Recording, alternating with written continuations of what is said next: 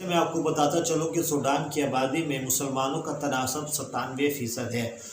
सूडानियों को अपनी काली रंगत पर हमेशा से फ़ख्र रहा है। मुल्क के बाग दौड़ सिविलियन के हवाले करने के बजाय एक इनकलाबी अबूरी कौंसल तश्कील दी गई, जिसकी सरबराही जनरल बहरान ने संभाली और माहिर मशियात डॉक्टर अब्दुल्ला हमदोक को वज़ीर आज़म बना दिया गया। अस्सलाम वालेकुम दोस्तों, तो कैसे हैं आप लोग? उम्मीद है कि आप सब खैर से होंगे। तो आज मैं आपको बस सूडान के हालात के बारे में बताऊंगा। सूडान में खाना जंगी क्यों है, क्यों दो जर्नलों की आपस की लड़ाई ने मुल्क को तबाह व बर्बाद कर दिया है। तो चलो शुरू करते हैं। सूडान में जारी खाना जंगी 11 सूबों तक फैल चुकी है।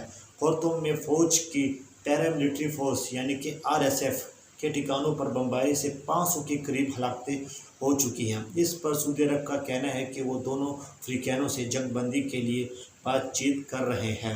सूडान में दोनों जर्नलों के दरमियान सिविलियन हुकूमत को इक़्तिदार मुंतकिल करने के तरीक़ाकार पर इख्तलाफात पाए जाते हैं। वैसे ज़्यादातर लड़ाई दारुल हुकूमत खार्तूम में जारी है, जहाँ शहरी कई रोज़ से अपने घरों में बंद हैं। सूडान के हालिया बहरान के पीछे किसी असूली और नज़रियाती इख्तलाफात के बजाय इनके अपने ज़ाती मफाद हैं। इन दोनों जर्नलों के दरमियान इस बात पर इख्तलाफात पाए जाते हैं कि इक़्तिदार सिविलियन हुकूमत को मुंतकिल करने के बाद इन दोनों जर्नलों में से कौन सा जर्नल किसके मातहत होगा और RSF यानी कि पैरामिलिट्री फोर्स को कितनी जल्दी और किन शराइत के साथ मुल्की फ़ौज में शामिल किया जाएगा। वैसे कुछ अरसा पहले दोनों अफवाज के रहनुमा न सिर्फ इत्तेहादी थे, 2019 में सूडान के सदर उमर अल-बशीर का तख्ता उलटने के लिए भी मिलकर काम किया था। इस कामयाब बगावत के बाद सिविलियन और फौजी ग्रुपों पर मुश्तमिल इक़्तिदार में शरीक हुकूमत बनाई गई। इन दोनों जर्नलों के दरमियान और खाना जंगी की बुनियाद 2021 में जनरल बहरान जो पावर शेयरिंग कौंसिल के सरबराह बने थे और 2023 में इंतखाबात कराने के ऐलान से इख्तलाफात पड़ गए थे। तशद्दुद अब मुल्क के दीगर हिस्सों तक फैलने की इतलात भी आ रही हैं। वैसे मैं आपको बताता चलूँ कि सूडान की आबादी में मुसलमानों का तनासब 97% है।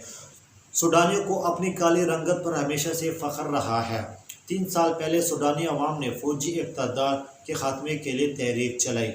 अवामी तहरीक के नतीजे में जनरल उमर बशीर को फ़ौजी जनता ने माजूल तो कर दिया, लेकिन मुल्क के बाग दौड़ सिविलियन के हवाले करने के बजाय एक इनकलाबी अबूरी कौंसल तश्कील दी गई, जिसकी सरबराही जनरल बहरान ने संभाली और माहिर मशियात डॉक्टर अब्दुल्ला हमदोक को वज़ीर आज़म बना दिया गया। और साथ ही 2022 में इंतखाबात की नवीद भी सुना दी गई थी। और इसके अलावा मैं आपको बताता चलूँ, जब सदर ट्रंप ने अरब ममालिक पर इसराइल को तस्लीम करने के लिए दबाव डाल रहा था, तो अमरीकी सदर की कोशिशों की वजह से मुतअद्दिद अरब अमारात और बहरीन ने इसराइल को तस्लीम कर लिया था। तो इसी वक्त सूडान को तरगीब दी गई थी कि वो इसराइल को तस्लीम करने की सूरत में इसे दहशतगर्द मुल्कों की फहरिस्त से निकाल दिया जाएगा। और ट्रंप ने सूडान से $40 करोड़ भी वसूल किए थे। ये सारी शर्तें कबूल करके इसराइल को तस्लीम करने का ऐलान सूडान ने कर दिया था। एक बात और, 2011 में सूडान के 2 हिस्से होने से और जनूबी सूडान के वजूद में आने से पहले रकबे के लिहाज से सूडान का शुमार आलम इस्लाम के सबसे बड़े मुल्क की हैसियत से होता था। जब जनूबी सूडान अमरीकी, फ़्रांस और बरतानिया जैसे मगरबी ममालिक की सरपरस्ती के नतीजे में सूडान से अलग होकर एक खुद मुख्तार मुल्क बन चुका था, तब से सूडान इस्लामी ममालिक में रकबे के लिहाज से पहले से 9वीं पोजीशन पर चला गया था।